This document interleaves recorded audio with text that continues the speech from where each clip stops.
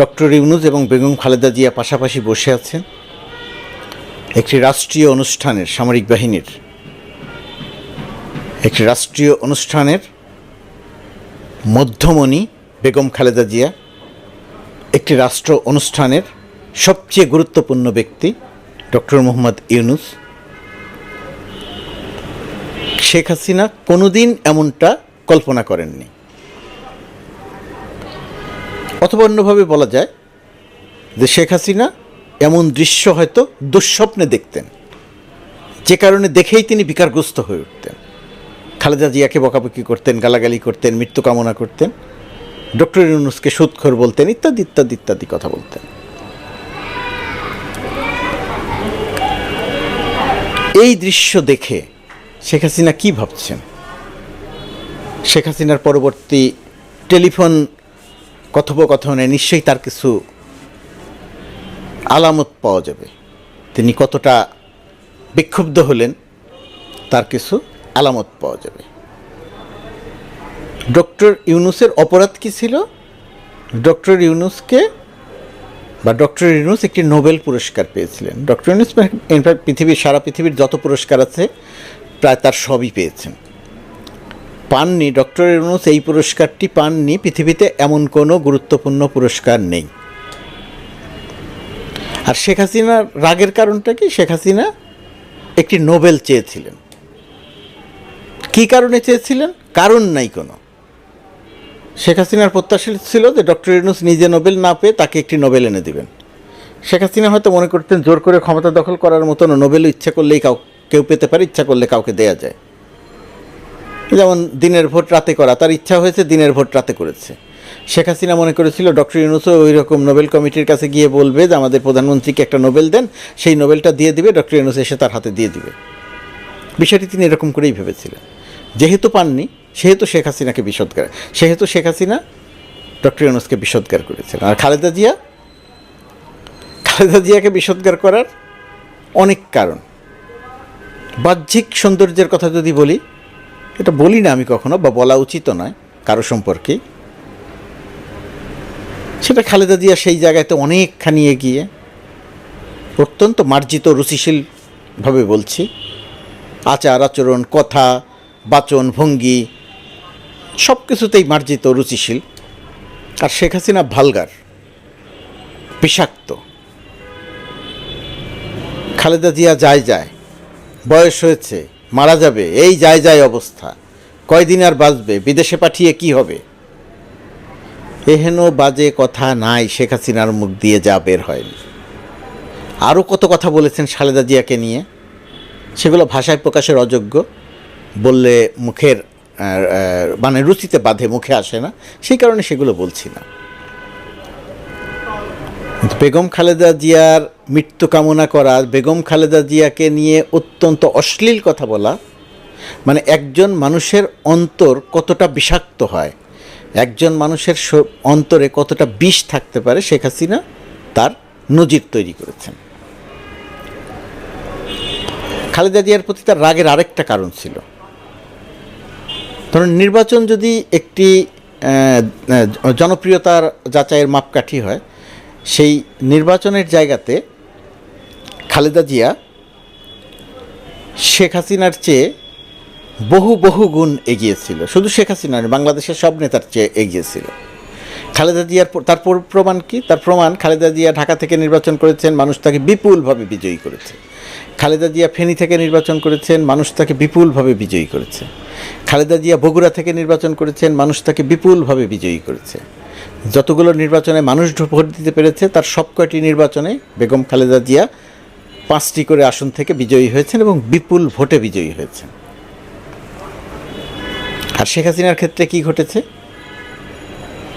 শেখ হাসিনা দিনাজপুর থেকে নির্বাচন করেছিলেন। দিনাজপুর মানে শেখ হাসিনার স্বামী ওয়াজেদ মিয়া, সজীব ওয়াজেদ জয়ের বাবা, তার বাড়ি, শেখ হাসিনার শ্বশুর বাড়ি। কিন্তু তার শ্বশুরবাড়ির মানুষ, দিনাজপুরের মানুষ শেখ হাসিনাকে ভোট দেয়নি।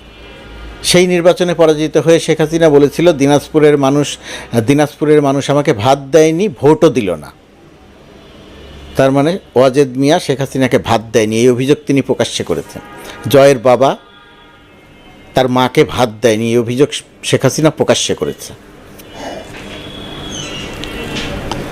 ঢাকা 7 আসন থেকে নির্বাচন করেছিল শেখ হাসিনা। সাদেক হোসেন খোকা সেই সময়ের তরুণ এবং সেই সময়ের অল্প বয়সী এবং কম পরিচিত নেতা। সাদেক হোসেন খোকার কাছে 27-28 হাজার ভোটে তিনি পরাজিত হয়েছিলেন। সাদেক হোসেন খোকার রাজনীতির টার্নিং পয়েন্ট শেখ হাসিনাকে পরাজিত করা। তারপর থেকে আর কখনো সাদেক হোসেন খোকাকে পেছন ফিরে তাকাতে হয়নি, তিনি সামনের দিকে এগিয়ে গেছেন। বিএনপির অন্যতম গুরুত্বপূর্ণ নেতায় পরিণত হয়েছেন। হিন্দু অধ্যুষিত এলাকার মানুষ শেখ হাসিনাকে ভোট দেয়নি, ভোট দিয়েছিল সাদেক হোসেন খোকাকে। শেখ হাসিনা ঢাকা 10 থেকে নির্বাচন করেছিলেন। এই আসনটিকে বলা হতো শেখ মুজিবের আসন। সেই শেখ মুজিবের আসন থেকে শেখ হাসিনা নির্বাচন করে মেজর মান্নানের কাছে পরাজিত হয়েছিলেন। মেজর মান্নান তখন রাজনীতির খুবই অপরিচিত, তার কাছে পরাজিত হয়েছিলেন। শেখ হাসিনার জনপ্রিয়তার আর খালেদা জিয়ার জনপ্রিয়তার, শেখ হাসিনার কে মানুষের অপছন্দ আর খালেদা জিয়া কতটা পছন্দ, তার এই জায়গাতে তার প্রমাণ পাওয়া যায়, তার একটা প্রমাণ। সেই কারণেও খালেদা জিয়ার উপরে শেখ হাসিনার ভয়াবহ রকমের রাগ ছিল। আর এবার যেটা হয়েছে, ছাত্র জনতা অভ্যুত্থান করেছে, রক্ত দিয়েছে, নেপথ্যে বিএনপিও ছিল। সেই রক্ত দিয়ে শেখ হাসিনা, ছাত্র জনতা রক্ত দিয়েছে, শেখ হাসিনা রক্ত নিয়েছে। 1,500-এর বেশি মানুষকে হত্যা করে, ছাত্র জনতাকে হত্যা করে শেখ হাসিনা পালিয়েছে। পুরো ক্যাবিনেট পালিয়ে গেছে, তার পুরো দল পালিয়ে গেছে। এমনই মানুষকে বিরক্ত করেছে, এমনভাবে মানুষ হত্যা করেছে যে মানুষের সামনে পড়লে তাদের টেনে ছিঁড়ে ফেলবে এরকম একটা অবস্থা তৈরি হয়েছে। এই ভয়ে পালিয়ে গেছে, তাদের নেতারা পালিয়ে গেছে, তাদের মন্ত্রীরা পালিয়ে গেছে। বিদেশে বিপুল সম্পদ গড়ে তুলেছে, সেই কারণে পালিয়ে গেছে, পালিয়ে গিয়ে তারা ভালো আছে।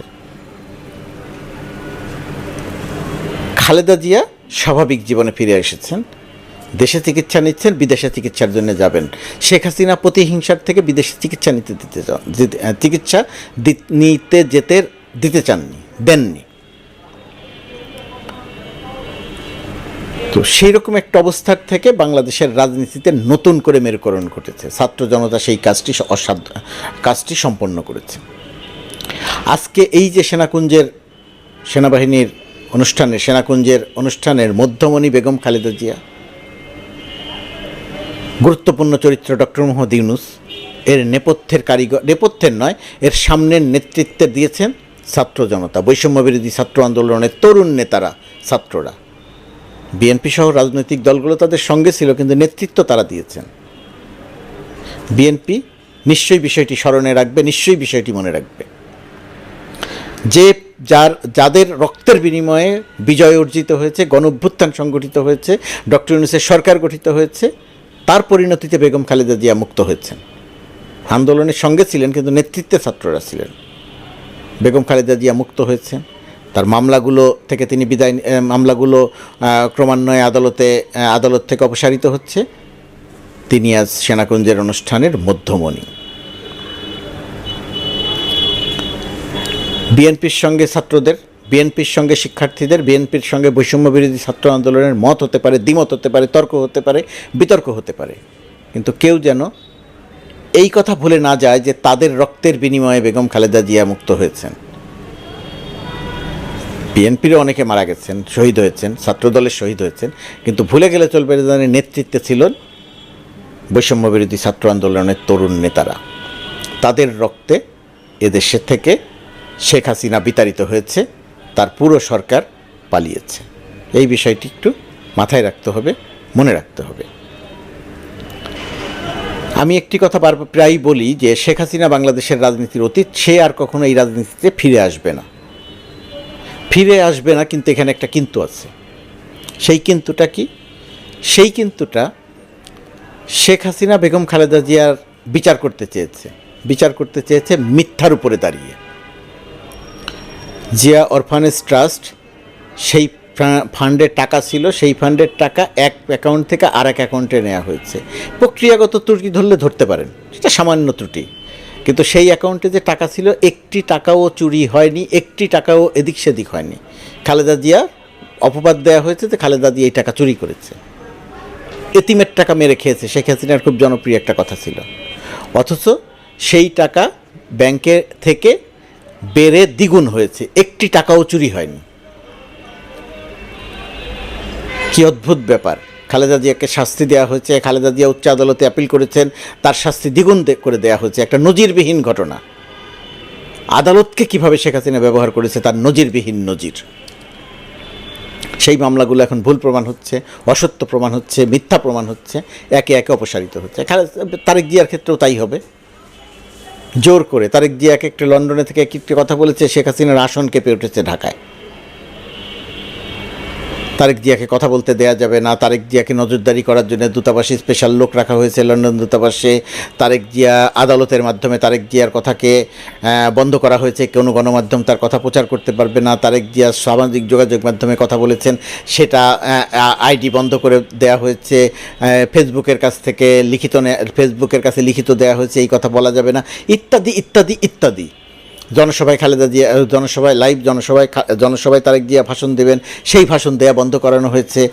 মানে এহেন কাজ নাই যে তারেক জিয়ার ক্ষেত্রে করেনি। তার একটাই কারণ, তারেক জিয়া জনপ্রিয় এবং তারেক জিয়ার বিরুদ্ধে মামলাগুলো সবই মিথ্যা, অসত্য, ভুল। শেখ হাসিনা তাকে সরিয়ে রাখতে চেয়েছে রাজনীতি থেকে, পারেনি, কারণ সত্য চাপিয়ে রাখা যায় না। সত্য সামনে আসে, যেমনভাবে শেখ হাসিনার অপশাসন, দুঃশাসন, হত্যাকাণ্ড, চুরি, জালিয়াতি, বাটপারি সামনে এসেছে। শেখ হাসিনা পালিয়ে গেছে পুরো ক্যাবিনেট নিয়ে। যে কথা বলছিলাম যে শেখ হাসিনা আর ফিরে আসবে না, হ্যাঁ, শেখ হাসিনা আর ফিরে আসবে না। এর জন্যে বর্তমানে যারা ক্ষমতায় আছেন তাদেরকে সঠিক রাজনীতি করতে হবে, ভবিষ্যতে যারা নির্বাচনে বিজয়ী হয়ে ক্ষমতায় আসবেন তাদেরও সঠিক রাজনীতি করতে হবে। জনগণ যেন মনে করে শেখ হাসিনা হত্যাকাণ্ড সংগঠিত করে গেছে, সেই হত্যাকাণ্ডের বিচার হচ্ছে। জোর করে প্রতিহিংসার বশে তার বিচার করা হচ্ছে না, এটাই যেন জনগণ মনে করে। জনগণ যেন মনে না করে যে খালেদা জিয়াকে যেভাবে প্রতিহিংসার করে শাস্তি দেওয়া হয়েছিল, শেখ হাসিনার ক্ষেত্রে যেন তেমনটা না হয়। খালেদা জিয়ার অপরাধ ছিল না, শেখ হাসিনার অপরাধ আছে, প্রমাণ আছে, সে মানুষ হত্যা করে পালিয়েছে। সুতরাং বিচারটি যেন নির্মোহ হয়, বিচারটি যেন ন্যায্যতার ভিত্তিতে হয়, কেউ যেন কোনো প্রশ্ন করতে না পারে। এই রাজনীতিটা করতে হবে। যদি সেই রাজনীতিটা করা যায়, দুঃখিত, তাহলে শেখ হাসিনার বাংলাদেশের রাজনীতিতে কোনো দিন ফিরে আসবে না। আওয়ামী লীগ যদি ভুল স্বীকার করে মাপ না চায়, এই নেতৃত্বকে যদি বিদায় না দেয়, আওয়ামী লীগও কোনো দিন ফিরে আসবে না। কিন্তু বিএনপির সঠিক রাজনীতি করতে হবে। আওয়ামী লীগ বিষয়ে আমতা করলে হবে না। ফ্যাসিস্ট দলের নেতৃত্বে যদি শেখ হাসিনা থাকে, এই পালিয়ে যাওয়া মন্ত্রীরা, নেতারা যদি থাকে, অবশ্যই তাকে নিষিদ্ধ করা উচিত। রাজনীতি করার অনুমতি দেওয়া উচিত না, নির্বাচন করতে দেওয়ার অনুমতি দেওয়া উচিত না। শেখ হাসিনা, বিএনপি যদি এখানে আমতা করে, তাহলে ভুল রাজনীতি হবে। আওয়ামী লীগ আবার ফিরে আসবে দানবীয় রূপে। শেখ হাসিনার জনপ্রিয়তা বাড়তে পারে সঠিক রাজনীতি না করলে। সুতরাং এই জায়গাটিতে সতর্ক থাকতে হবে বর্তমান সরকারকে, আওয়ামী লীগকে। যদি সতর্ক থাকে, যদি সত্য তথ্যের উপরে ভিত্তি করে শেখ হাসিনার বিচার করা হয়, শেখ হাসিনার বহু বছরের জেল হবে, দৃষ্টান্তমূলক শাস্তিও হতে পারে। সুতরাং এই জায়গাগুলো মাথায় রাখতে হবে। এই জায়গাগুলো যদি মাথায় রাখা হয়, তাহলে শেখ হাসিনার জনপ্রিয়তা বাড়বে না। আজকের যে উজ্জ্বল ছবি দেখছি বেগম খালেদা জিয়া এবং ডক্টর মোহাম্মদ ইউনূস